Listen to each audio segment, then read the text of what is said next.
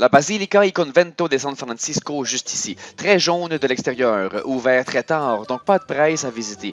Un de mes lieux préférés dans tout Lima. On peut entrer dans l'église elle-même librement, mais les photos sont strictement interdites. Je me rendais compte que cette interdiction est très fréquente au Pérou et beaucoup plus stricte qu'à Venise. C'est pas juste un panneau qui est là pour te faire peur, il y a vraiment des personnes pour t'interdire. Et c'est malheureux parce que l'intérieur de l'église était extrêmement original. Difficile de me surprendre quand j'ai déjà vu tant de belles églises, mais celle-ci, avec ses plaques blanches et ses lignes marron, avait vraiment quelque chose de nouveau à offrir. Même si j'ai pas mes propres photos, j'ai réussi à trouver celle-ci en googlant. Donc, entrée libre pour l'église, mais le restant du couvent n'était accessible qu'en visite guidée. Et c'est pas une mauvaise chose, la visite était fascinante. On nous a emmenés entre autres dans le chœur de chant au balcon d'église. En plein centre, il y avait un immense podium de bois qui tournait. Le guide m'a demandé de le faire tourner devant tous les autres visiteurs. Je me suis exécuté avec la grâce d'une présentatrice du Price is Right.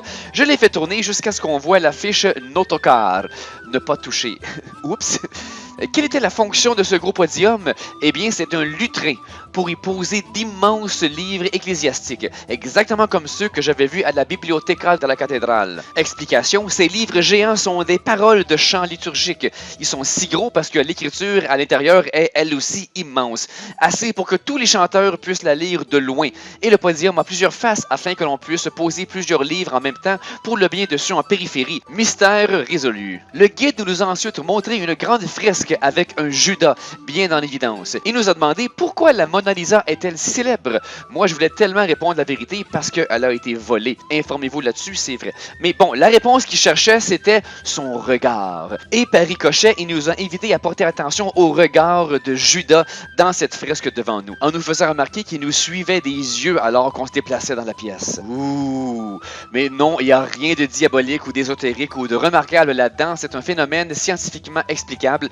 Rappelez-moi de vous en parler un jour. Donc, cette fresque qui mettait Judas en vedette était belle, certes, mais la présentation avait un assez haut degré de bullshit. Mais finalement, on est arrivé à la crypte. Ça clenchait la petite crypte cute de la cathédrale. Un vrai labyrinthe. Et le guide nous a permis de prendre des photos. Et il y avait ce genre de puits de la mort. Le guide ne lui a pas donné un nom spécifique et il nous a pas présenté non plus de légendes mythiques incroyables entourant ce trou fascinant. Donc j'en sais pas plus, mais tant pis. Je vous donne le défi de créer vos propres légendes au sujet de ce puits mystérieux.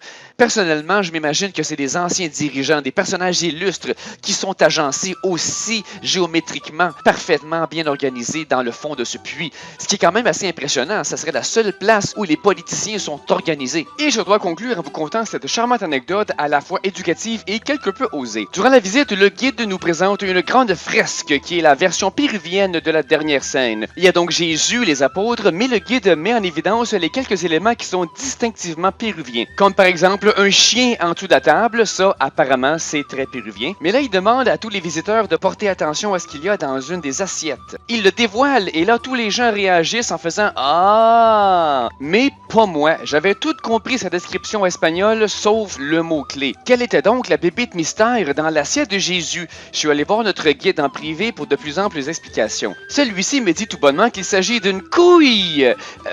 Pardon? Oui, la couille est bien sûr un animal très important dans le folklore et la spiritualité péruvienne. Devant mon inconfort évident, il me fournit une traduction et je comprends qu'il parlait de cochon d'Inde.